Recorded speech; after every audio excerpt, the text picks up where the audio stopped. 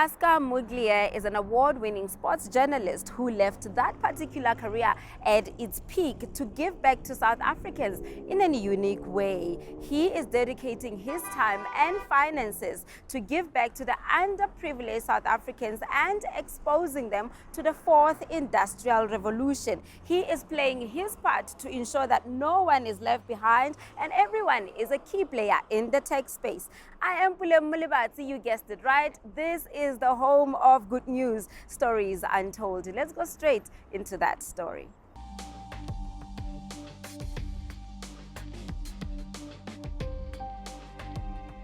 I came from a house that perhaps in its time didn't have the necessary resources. I also was a remedial student. I had a learning disability when I was younger. I thought differently. My mom who was an educator, my aunt who was an educator, spotted certain things in me. They spotted that, okay, Pascal learns a little bit differently.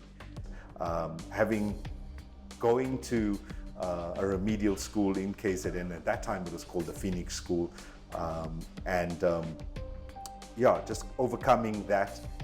Then schooling in KZN, schooling in in Cape Town, and then of course sort of starting my career after coming back from overseas. My background is pretty normal, I would say, but my parents did expose me to the harsh realities of what was happening in South Africa at the time. My dad used to work in a store in Soweto and was there. So we got exposed to that from a very early age. That ethos was there. And the understanding of where people were being oppressed. So pretty good childhood in that sense, because we were not blind to what was happening in our country. And perhaps that's the same reason that I moved on to become a storyteller and a journalist, and to look at telling stories that can give a positive outlook on life in general. Coming back from overseas, I had obtained a degree in visual communications. And in essence, what that degree allowed me to do is to get into the visual medium. And I was so desperate in the beginning to get a job in broadcast, I took anything that came my way. While I was working at a news channel, I got exposed to what was happening on the desk, seeing the writers and the producers. And it really started out as simple as this. I kept correcting stories while it was on air, and I would go to the producers and say, no, that's not factually correct. And so they started asking me, do you have an eye for journalism? Well, I said, yes, I have an eye for being someone that can communicate and someone that can tell story. And before I even knew it, in 2008, I moved on to the sports desk, and I worked there for 5 years, and I produced a whole lot of content, a whole lot of stories that were sports orientated. Then came the move to be a reporter, to actually go out and tangibly tell stories. Now, I never envisaged that being a sports journalist means that you're less of a journalist. In fact, to me, I think sports journalists in the country perhaps are a bit underrated, because they can tell news, they can tell all different kinds of stories. It's specifically, they focus on sport, but each one of those the stories that you can tell in sport can have a certain kind of narrative.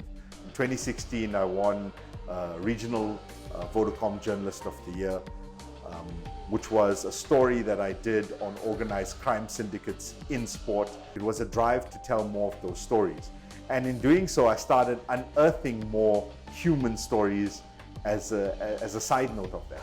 Telling stories of boxers and scuba diving kids that never had been exposed.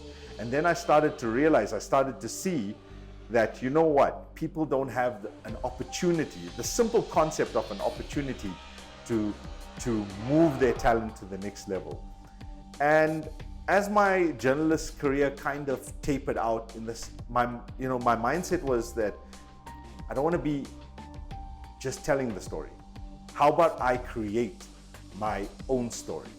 And this happened around 2020, just before COVID the reality of COVID struck, I was sitting with my wife and I was kind of conceptualizing what I needed to do. And very much in the spiritual sense, it was a spiritual calling to say that I want to start a nonprofit. I actually want to get involved with the right kind of people to produce stories or produce a symbol of hope for others. Pash and I had decided that philanthropy work is something that we wanted to do, whether it was individually or whether it was as a couple. So in June 2019, we had this initial discussion about how can we give back to our community, how can we help children in particular. So in April 2020, we then decided as a couple that since I was financially stable and could carry the fort, that I would allow Pash to then start something called Greenlight Education.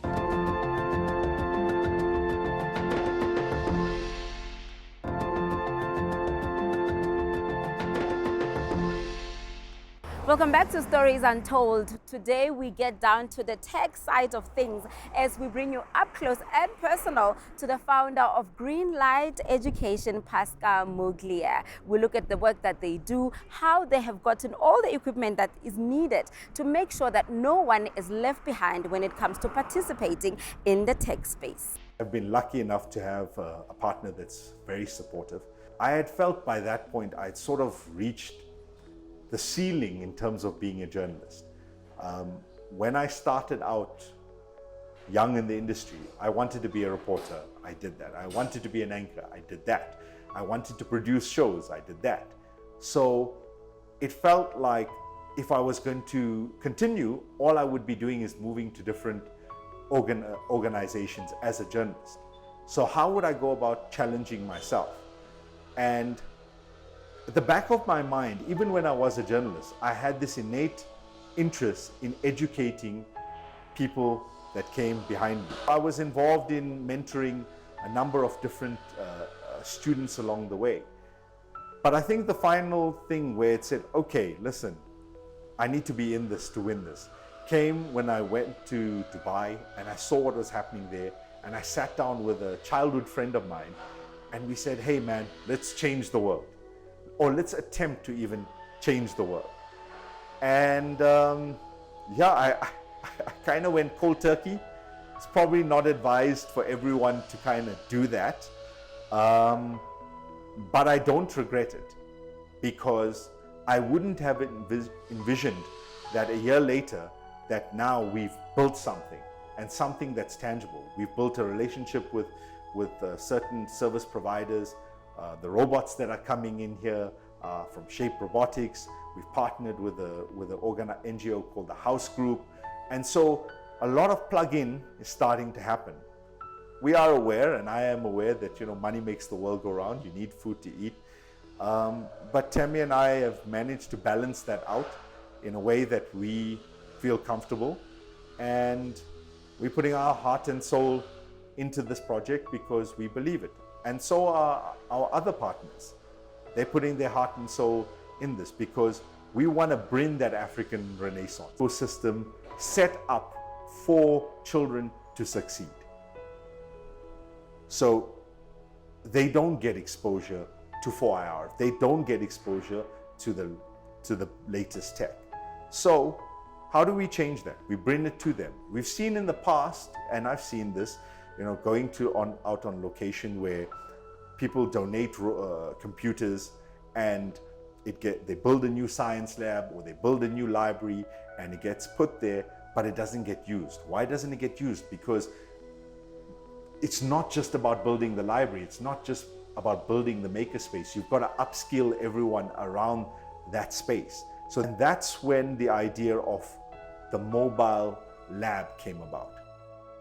After honoring the calling to contribute to society in a positive way, Pascal met people along the way that helped to make the dream a reality.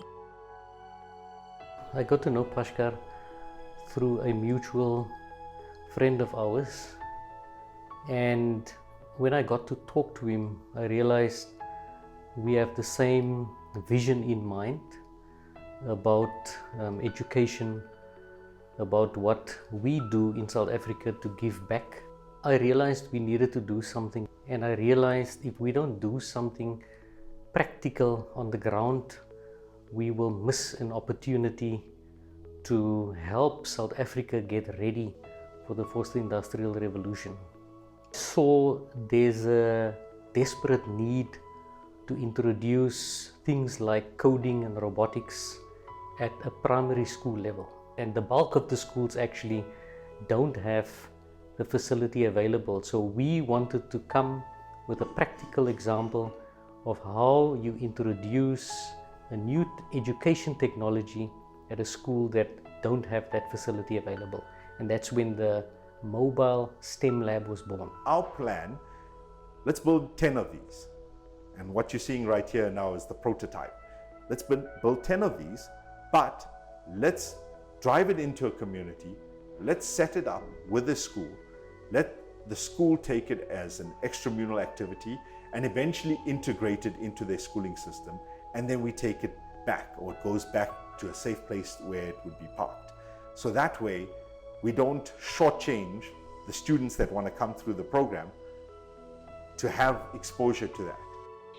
Interacting with the school children in the classroom was put on hold because of the pandemic.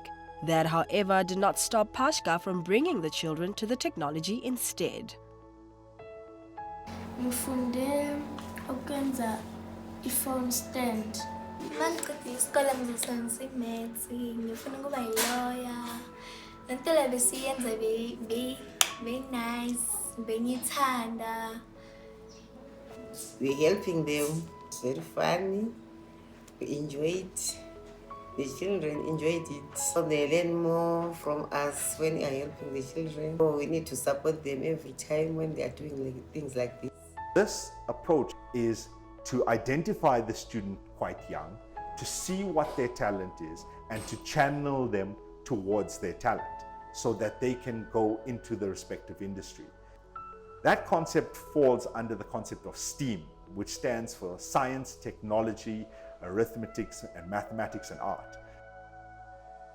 Greenlight Education saw a need to include soft skills into the curriculum by helping girls at risk staying in a safe house. So this life skills program we started with the Children's Home in October 2021. The program consists of two parts, one being on the personal skills, which is personal hygiene, how to manage your money, and some arts and crafts. The other hand is soft skills, which is for stress management, career guidance, time management, as well as other activities that involve the day-to-day living.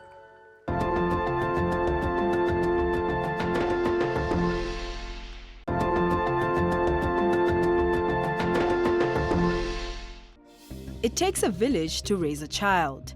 Many others, including Chris Gunning, who has multiple years in the business of converting shipping containers into buildings, can attest to this reality. In the past we've done, and I don't want to say similar, but we've done other projects where it's a classroom or a laboratory or things along those lines. So initially I thought, well, it's another classroom. That's what we're putting together. Until I met Pascal and Owen and them, and then you see the real vision, and then it becomes more of a project, if I can say. We get more invested in that project, understanding its end use. So initially it was, there's another one, and then when you get to meet the team that's driving this whole thing, you really understand the purpose and where it's going to be used. So interesting, it's a first for us. I would say in terms of the 4IR revolution, South Africa is about 10 years behind of where it needs to be, because 4IR affects every industry. It affects construction, the automotive industry. If you look at the aeronautical industry, all of those innovative thinkers need to be funneled into those industries. And those are some of the industries that actually bolster our economy and keep our economy up. The world is changing rapidly. And if we don't start to introduce these concepts at a very young age, at primary school level, we are going to leave a large chunk of people behind that are not going to be able to be upskilled to be ready for the new jobs that the industry is going to demand. The country has an electricity problem right now. Well, you know what? We need innovative thinkers to come up with a solution for that, whether it be alternative power. So we will be exposing these kids to all of those evolution in terms of the way of thinking. In certain parts of the world, low-income houses are being completely built by 3D printers. So that technology, when we think what government wants to do or has tried to do with the RDP homes, you could build homes at half the cost and you could upskill someone. We've done we've done case studies where you see certain kids are interested in the programming, certain kids are interested in the building of a robot. So then you understand, okay, he's interested with being behind a laptop and creating code. He's interested in creating a mold of an arm for a robot. So all of those are plug-in opportunities that when they get into the workforce, that they can facilitate. I don't think I'd be where I am today thinking about giving back if I didn't have the right kind of teachers that I was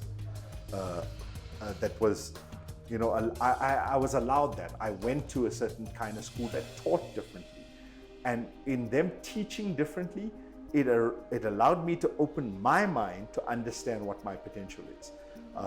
Being someone who had a remedial background, going from there to reading news on a national broadcaster, it seems quite a big gap. But I had the right kind of people that educated innovatively in a different way. The thing I'd love to see is, number one, Pascal being rewarded with a superstar one day. In 20 years' time, you've got someone leading an industry that's doing some groundbreaking work and either nationally or internationally. I'd love to see that happen. And then Pascal to sit back in his chair and think, yeah, we did that.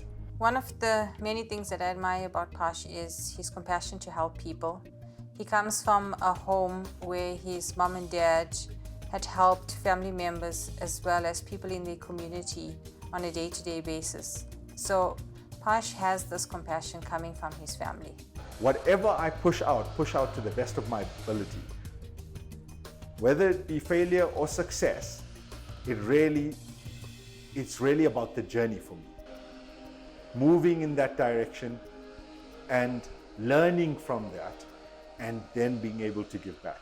And on that very tech note, we end our show here for today. Thank you so much for watching and supporting the movement. Remember, you can also share your stories with us at Stories Untold, #Stories Untold on social media rather. From myself, William Mulebatsin, every single person that makes this show a possibility and a reality would like to bid you farewell. We are back, same time, same place.